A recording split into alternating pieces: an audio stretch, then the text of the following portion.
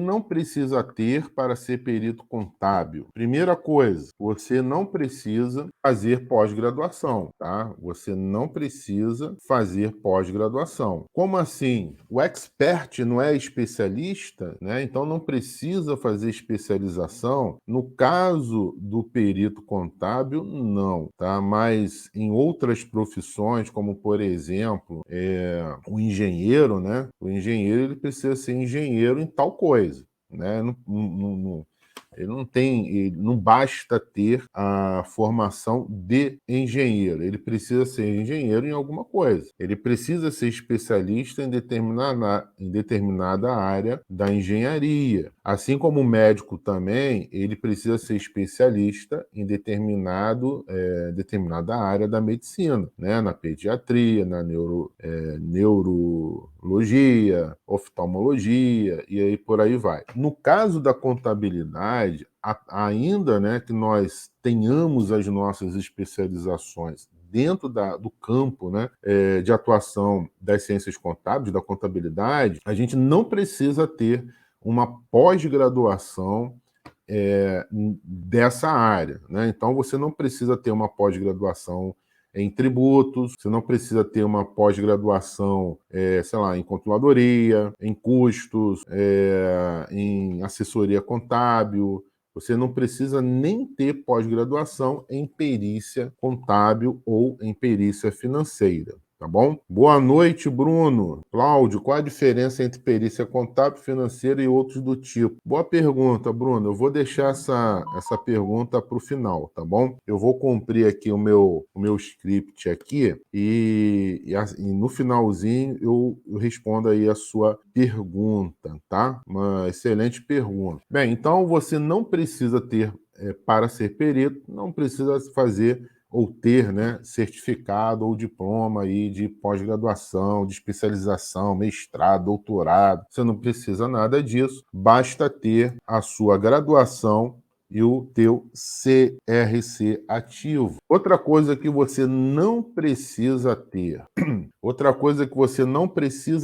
o CNPC, Cadastro Nacional de Peritos Contábeis, tá? Isso você também não precisa ter. Então, você não precisa fazer prova de exames de qualificação técnica, né? O pessoal chama de EQT, né? Você não precisa fazer lá o EQT. Deixa eu botar aqui. EQT, você não precisa fazer nada disso. Tá? Porque esse Cadastro Nacional de Peritos Contábeis, né, ou contadores, foi um cadastro, né, que foi criado pelo Conselho Federal de Contabilidade para ajudar os juízes a nomearem peritos contábeis. Então, logo quando foi, né, sancionado, entrou em vigor o Código de Processo Civil, e esse novo Código de Processo Civil, né, ele definiu, né, ele tornou, né, obrigatório o cadastro de perito, porque antes não havia a obrigatoriedade do tribunal ter um cadastro de perito. Ainda que o tribunal tivesse, né,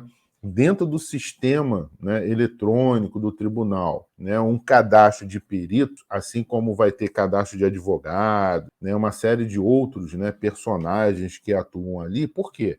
A pessoa que trabalha ali no cartório da vara civil, por exemplo, ele precisa protocolar processo, né? Às vezes um advogado vai lá pegar um processo, então esse advogado tem que estar com o nome dele dentro do cadastro lá do sistema. Assim como também o perito, quando ia no tribunal pegar o processo, né, dar carga no processo, que é pegar o processo e levar para casa, para o escritório, precisava lá preencher, né, assinar o protocolo. Então, para efeito de administração, né, interna, havia sim um cadastro de peritos. Tá? Depois os tribunais criaram um outro cadastro de peritos que aceitavam fazer justiça gratuita, né? Aceitavam fazer processos envolvendo gratuidade de justiça. Então, havia também esse cadastro. Mas aí, quando chega o Código de Processo Civil, torna o cadastro de peritos obrigatórios por cada tribunal. E aí foi nesse momento que o Conselho Federal de Contabilidade instituiu um cadastro nacional de peritos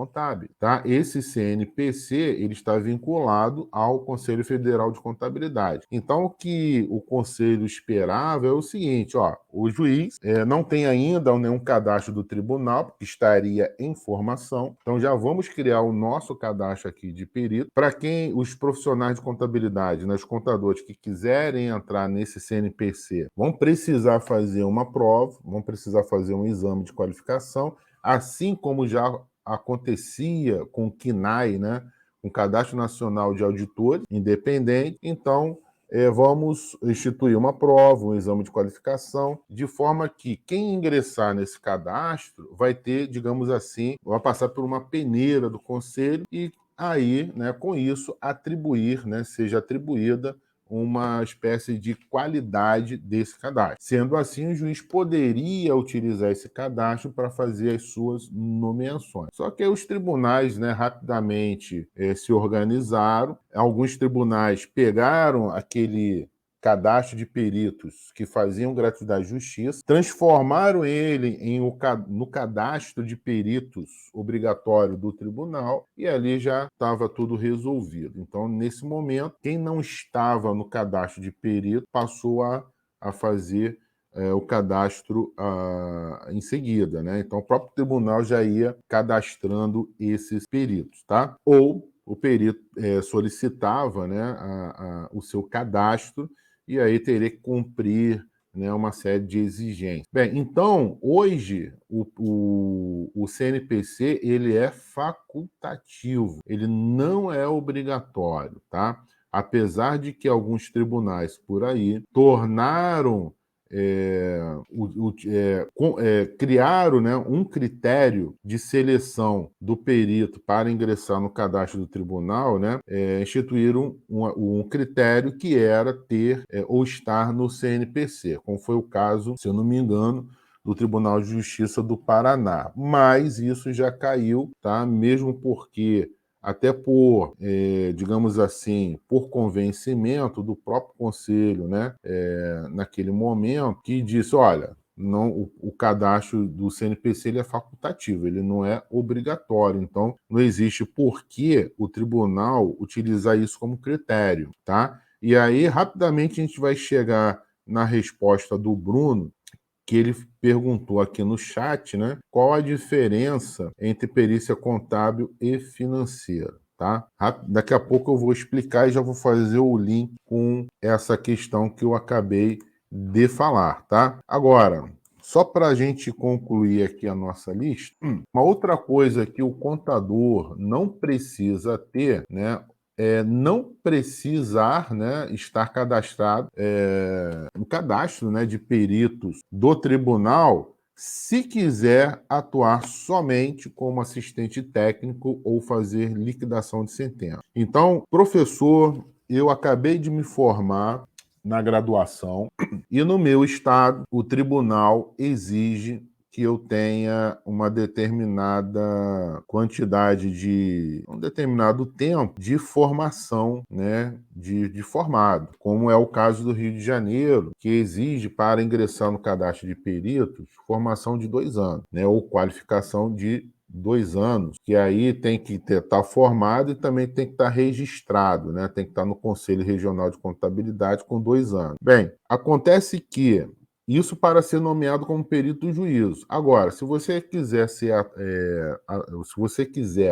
você quiser atuar como assistente técnico da parte, não precisa estar no cadastro de perito do tribunal, porque a indicação do perito assistente técnico do autor ou do réu é de livre escolha da parte, é de confiança da parte, não é de confiança do juiz. O perito nomeado pelo juiz é de confiança do juiz e esse precisa estar relacionado no cadastro de peritos do tribunal. Mas o autor, querendo indicar um perito, né, contábil como seu assistente técnico, ele pode escolher você, ainda que você tenha saído agora da faculdade e agora que pegou a sua carteirinha do CRC. Então, você está fresquinho no mercado, não tem problema nenhum do advogado indicar você como assistente técnico. E também não há problema nenhum de você ser recém-formado, né,